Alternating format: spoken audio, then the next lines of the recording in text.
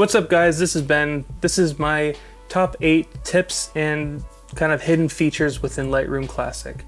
I'm sticking to Lightroom Classic because that's normally what I work within. If you're interested in a Lightroom series of Lightroom CC, drop it down in the comments and maybe if there's enough interest, I'll go ahead and do that. So let's get right into it. Tip number 1 is using caps lock. So the benefit of using caps lock for me is whenever I'm going through a lot of photos and I'm rating them from 1 to 5. So if I'm going through normally, I would go and throw a rating on, hit next, go to the next photo, look at it, use a rating. But over time, looking at it, rating it, and then hitting next, that can take a lot of time with really big batches of photos. So using caps lock is one little way to speed up that process. When you hit caps lock and turn that on, if we go and rate a photo, you can see that it automatically goes to the next photo without us having to press next. So it's a little bit of time saved within each photo, but that time saved really adds up across a whole lot of photos. Sticking to the keyboard, tip number 2 is using the Alt or Option key. So all within Lightroom, we have options to use the Option key, and it's a little bit more of a hidden feature in some areas. So I'll just go through some of the ways that I use it. If I'm using the basic tab here and I'm going through, and I want to make sure that all of my exposure settings are correct and I'm not blowing out the whites or the blacks, I'll hold down Alt or Option, and we can see that when I'm changing the blacks, everything that's being crushed in the black is now being highlighted with different colors and black. So I just want to see white when I'm doing this. So I'm going to raise it up until I see only white, and that happens around 25, 28. So now I know that nothing is really being clipped in the black. Same goes for white. There's not really too much white, so I can go pretty high on this without seeing anything. But then if I really go high, we can start seeing this overlay while I'm holding down Alt. So if I want to have a completely full histogram, I can go all the way up until I never see any of these little overlays. And here we have it. So now I'm not crushing the white or the black, but I still have a nice full histogram here. Alt and Option can also be used with dehaze.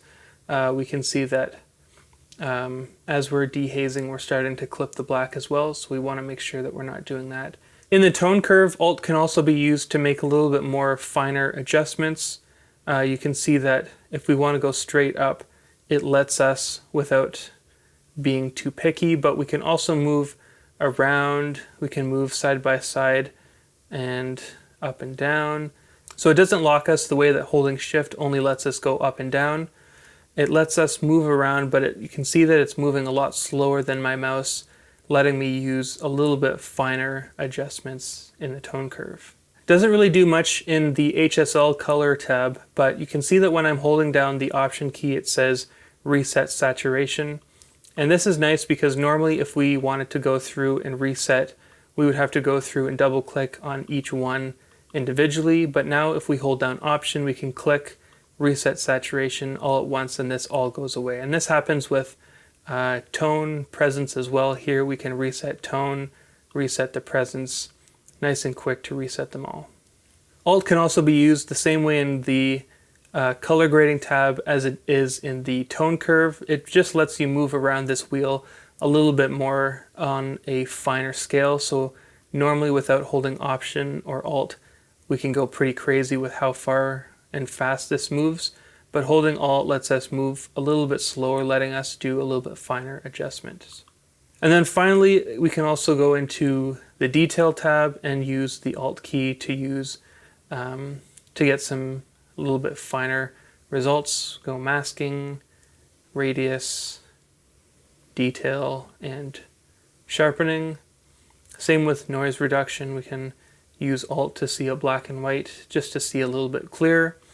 Tip number 3 is the last tip on the keyboard, and that is the X and the O keys. O doesn't really do anything when we're just in the Develop tab.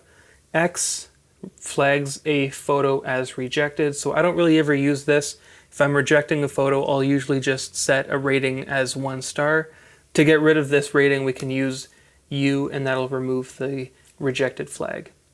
Where I do use these two keys is in the crop tool.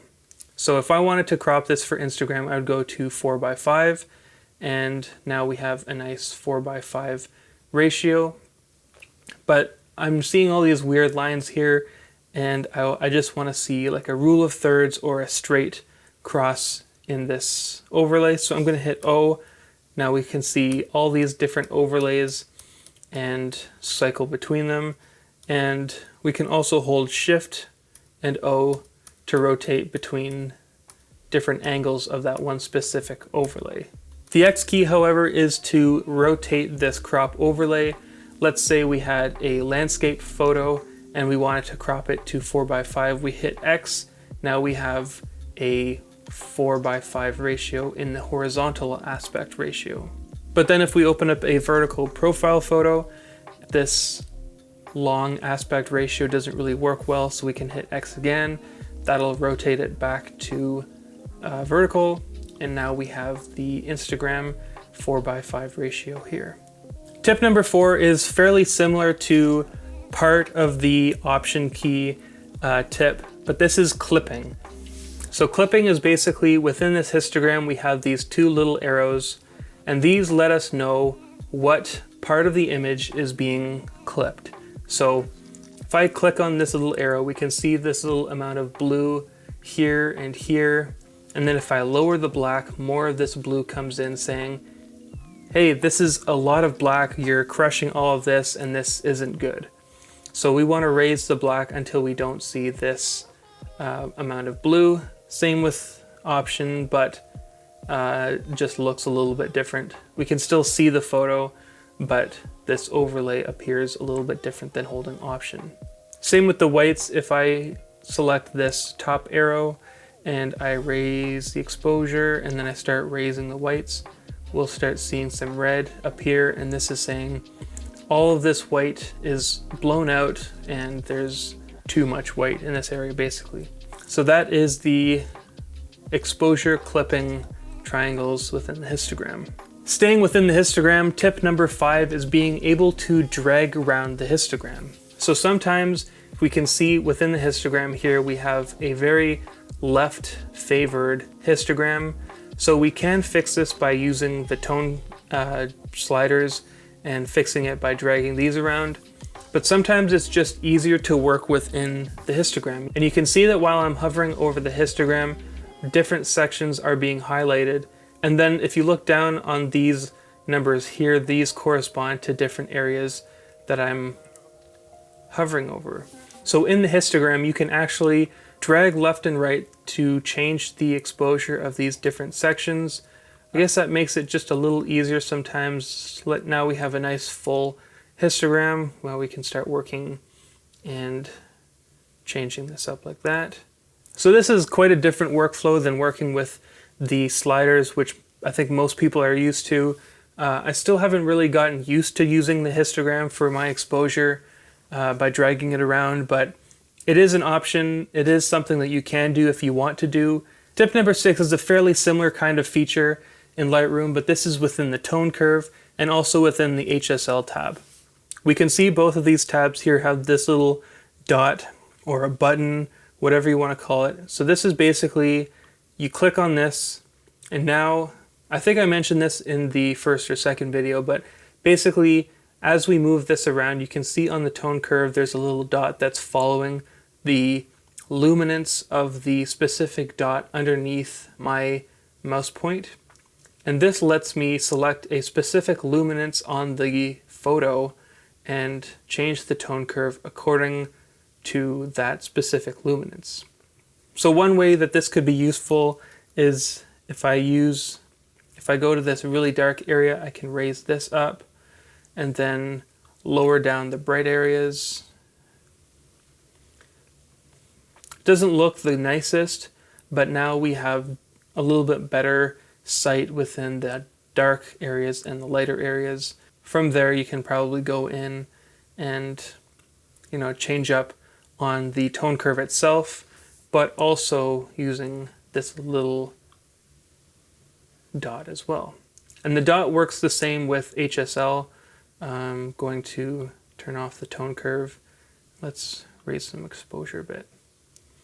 If I wanted to change the saturation of the roof, I could guess at what color it is and say this is green. I'm going to raise the exposure of the green. But to get it a little bit more precise, I can use this dot, select somewhere on the green roof, and you can see that there's a little bit of aqua being moved while I move this green around. Same with the roof, there's a little bit of yellow in this roof. So now we can see that by using this little dot, we can change the color of the HSL tab that we're working on with multiple different colors instead of just doing one at a time by using the sliders. Tip number 7 is within the color grading tab. I mentioned this in the color grading video that I did, which you can see right up here. This is basically a way to control the little dot within the wheel a little bit better. As with the option key, which lets you drag it a little bit more finer, you can also hold shift, and now we can see this line here.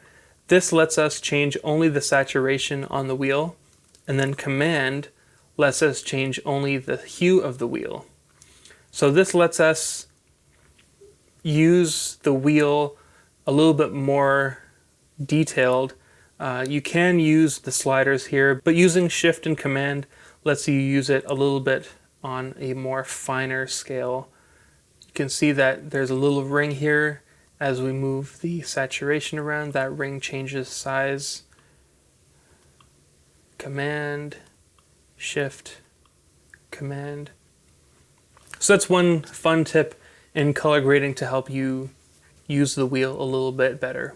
And last but not least, tip number 8 is using sync edits. So sometimes you may have a batch of photos that are all pretty much the same photo with maybe a few different things within each photo, but some parts of the edits can be applied to all of them. You can copy and paste these settings by right-clicking on one photo and going to the develop settings, but there is a much easier way. So let's say I have photos 1 to 6, they're all pretty much the same, and I want to change them all at the same time. I can shift and click, and now all of them are selected. And when I did that, you can see this little area here change. So I'll do that again. It says previous right now.